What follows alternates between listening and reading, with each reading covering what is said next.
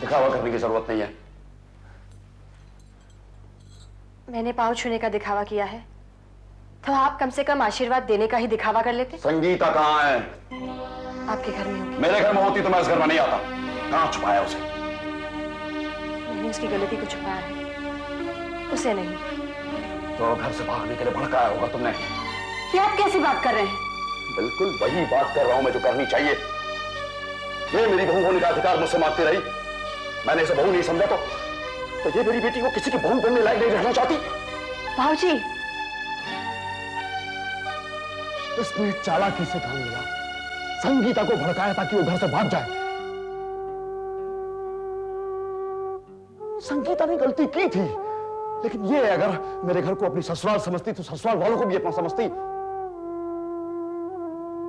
अपना समझा है इसीलिए तो ये फर्ज निभाया है। ये फर्ज निभाया कि संगीता को घर छोड़ने का सबक सिखाया। भाऊजी, आप बिना सोचे समझे कुछ भी कहते चले जा रहे हैं।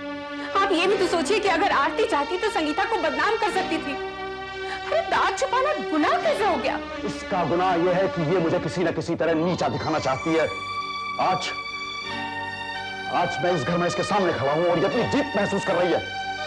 मैंने इसे नहीं बुलाया, मगर इसकी चाल ने मुझे यहां आने के लिए मजबूर कर दिया। ये आप क्या कह रहे हैं? अरे ये माँ बनने वाली है, कम से कम इसके कोख में पलने वाले बच्चे के लिए तो नाटक मत कीजिए।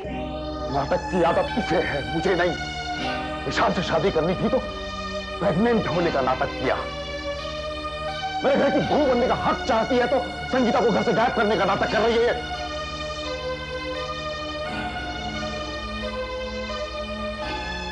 इससे कह दो मेरे घर में दखलंदाजी न करे, वरना। बाबूजी,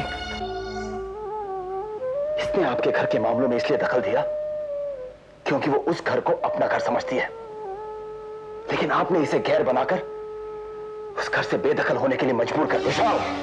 बाबूजी, आप इसे एक बार बहू कहकर तो देखते हैं, ये आपको बेटी बनकर दिखाती। ऐसी बेटी होती तो गला घोट के मार डालता मैं उसे। किसी के बेटे को जाल में उलझाने की चाल देख रहा हूं मैं, और देख रहा हूं कि कैसा रंग चढ़ गया है तुम्हारे ऊपर।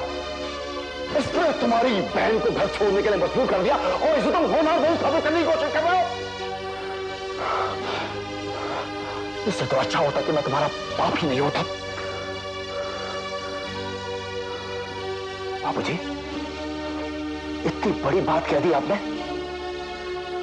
तो ठीक है, आज से मैं भी आपका बेटा कहलवाना पसंद नहीं करूंगा।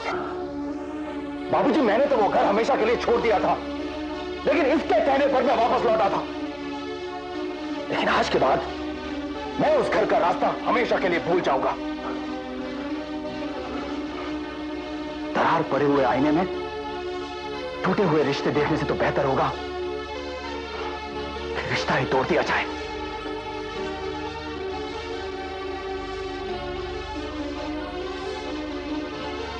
तो समझो, रिश्ता टूट गया।